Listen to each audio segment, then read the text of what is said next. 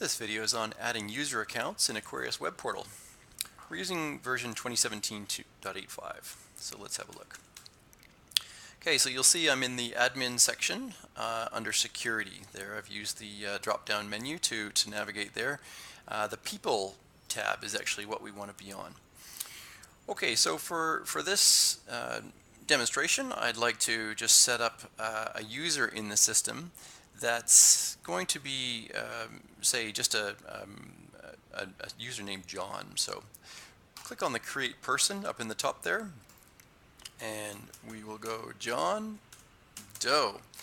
All right, and we set it to active. We could put in a few more details for the organization, job title, and comments, but let's just keep things. So follow some kind of naming system for John Doe.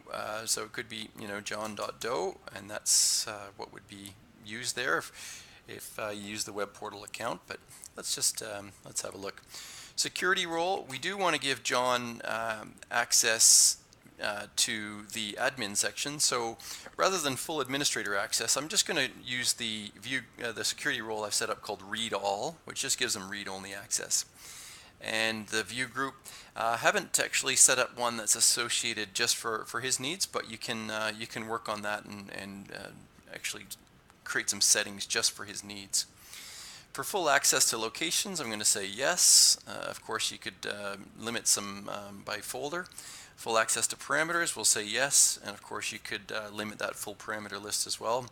And approval levels. So depending on your system and how many approval levels you have, you can filter out those as well. And because John's internal, I'm going to give him access to say he can change the account details, settings, and the password.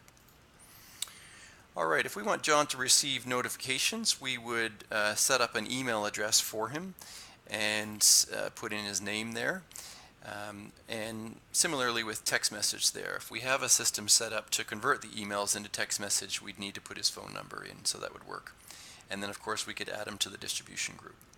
But this is a simple user, so we just want to create that. Okay, John Doe, there he is, and what we want to do now for John is actually just give him a nice password. So I'll click on that reset password over on the right there. Hope you followed along. And I'll just click on OK, and this is a system generated password, which I would just highlight and click OK. Now here's the trick. I'll just sign out and I'll sign in as Joe. Okay, so John.Doe, and I'll just paste that temporary password in there, and you'll see that it's asking for the current and a new password because of the temporary nature of that password. Okay, so I'll just set up a password. Now, key thing is it needs to be 8 digits with a special character. If I try and put one in without a special character, you'll see it must be 8 long.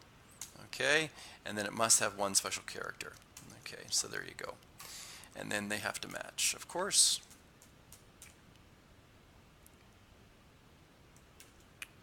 Let's try that. Great stuff.